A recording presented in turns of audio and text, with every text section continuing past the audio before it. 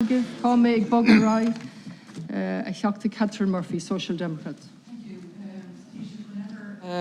There are scandals in the public service. The inevitable review concludes it's down to system failure. It's a loaded term, and it suggests that there's some kind of automated process that in some way has gone awry, and there's no need to hold an individual responsible or indeed an entity responsible. A succession of scandals in the health service have been in the news in recent weeks. Just yesterday we learned of a further scandal in disability services in the Northwest. A resident was able to access child exploitation material online on multiple occasions going back to 2016. And basic safeguarding procedures seem to have either been ignored or abandoned. We know that vulnerable children were seriously harmed in Kerry Cams, or South Kerry Cams. Residents with intellectual disability in a care home in Donegal were sexually abused with impunity, and a child, Grace, with special needs in the South East was abandoned to an abusive foster home. Our most vulnerable citizens who relied on the state to protect them were instead physically, sexually or psychologically abused. And some of that went on for decades. And the abuse wasn't a secret. People in positions of power knew what was going on. In Donegal, the staff and management in that care home were aware of the horrific sexual abuse being perpetrated by a resident called Brandon. The response to the abuser was to move him to different wards where he had new victims. They were non-verbal and not able to advocate for themselves and were left to suffer for a decade. The DPP has directed there will be no prosecutions in that case. We may never know the full extent of the abuse suffered by Grace. The state was supposed to protect Grace. Instead, it sent her to live with demons. They tortured her for about 20 years. In addition to Grace herself, the whistleblowers paid a hefty price. Recently, we learned the DPP will not prosecute any of the officials or state agencies of the duty of care to Grace, despite the fact that the guards had recommended prosecutions for endangerment and negligence. In South Kerry, hundreds of children and their families suffered unimaginable trauma when they were prescribed inappropriate medications and had devastating consequences both physically and psychologically. A rogue junior doctor who was not supervised or managed by anyone in senior management for years is probably going to take the fall. The system will remain intact. All of these scandals have a central feature, Taoiseach, and that is there's no accountability and there's a lack of consequences. So my questions are, what are you going to do to consign the term system failure to history and instead have real accountability built into the system, accountability that has real consequences, including the possibility of prosecution? And do you believe the lack of accountability actually undermines the vast majority of really good people who are working in those services? Again, I think there has to be and there should be accountability. I'm not clear what you're proposing because these are very serious scandals in themselves in terms of the Grace case, in terms of Brandon, the case of Brandon and what transpired there.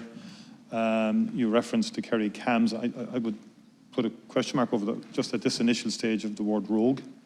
I think that's judgmental on the individual because I don't believe it's one issue pertaining to one individual. There's issues in terms of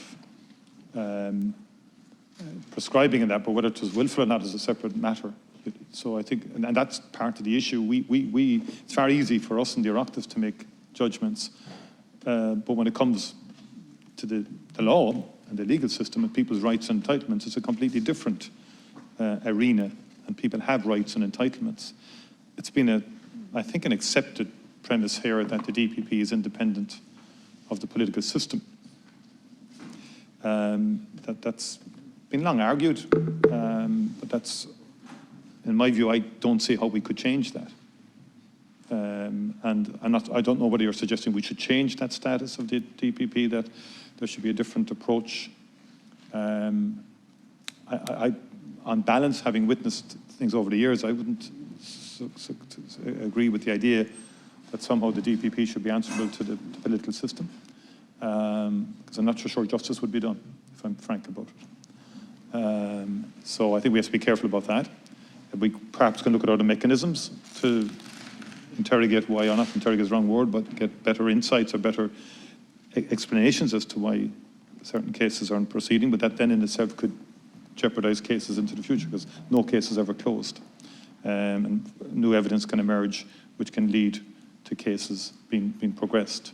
So the DPP has to make assessments, the Gardaí make assessments on these matters. And I can understand why people are very unhappy that the Gardaí's wish for prosecution in this instance wasn't. You know, the DPP took a view, probably looking at the entire case and made determinations. But the DPP's office is independent of government, and rightly so, in my view. I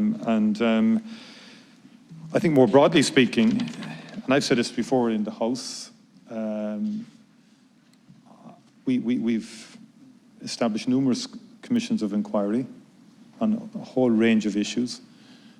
Invariably, one is never entirely satisfied with either the length of time they take, the fact they don't, because of their very nature, will never lead to prosecutions, and in some instances can actually jeopardize prosecutions in the sense that there can often be a difficulty between a case that's being prosecuted in the courts and any material relation to that prosecution being aired in a tribunal or in a commission of inquiry. So there are very real issues for us to reflect on and consider how best we pursue these issues. Thank you. Over time. Between trying to get the truth on the one hand and the accountability question on the other. Seachta Murphy. Taoiseach, what concerns me is your very first line is that your very first line is what concerns me, is that you're asking, you don't know what it is I'm proposing. I'm proposing that we build accountability into the system. There's been a myriad of different reports, and the first response tends to be, when there has been harm done, and it's absolutely appropriate when there's harm done that there's financial compensation. But very often, both whistleblowers and people who have been harmed want more than that. They want to be sure that the same people who have failed in the position of responsibility will be personally held responsible. Will not be there to actually, repeat that failure. And we don't build those systems of accountability into our systems. And it's very obvious because week after week after week, Taoiseach, we're hearing a different scandal. And there's an origin for that. Like, how can you move an abuser from one ward to the other and not think that that's wrong? How can you do things like, for example, disregard things like safeguarding and feel that there isn't accountability? I mean, why isn't there accountability built into the system is the point I'm trying to get to. Thank you. I 100% agree with you. Of course you shouldn't be moving. That was wrong, what happened there. Very, very wrong in that. So of course that shouldn't happen. And it's incomprehensible that it would happen as late as some years ago in respect of my understanding of the Brandon case. And accountability is built into systems, but people contest as to who's accountable or not. People will argue. People will say, it's not me, it's somebody else. And people, so it's not that simple because people have rights and people will contest whether or not they're the ones to be blamed for a given situation. But of course there should be accountability in every system, but I think what we need to do, and I've said this before, we need to build up the existing structures. So HIQA, in my view, the body I established when I was Minister for Health, has brought more accountability into health than any other body. And some of it preemptive accountability, in other words, getting in there, doing unannounced inspections, forcing change in the system.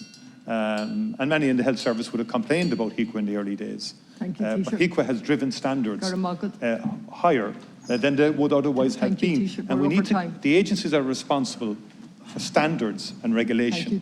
They're the ones I think we need to strengthen and empower.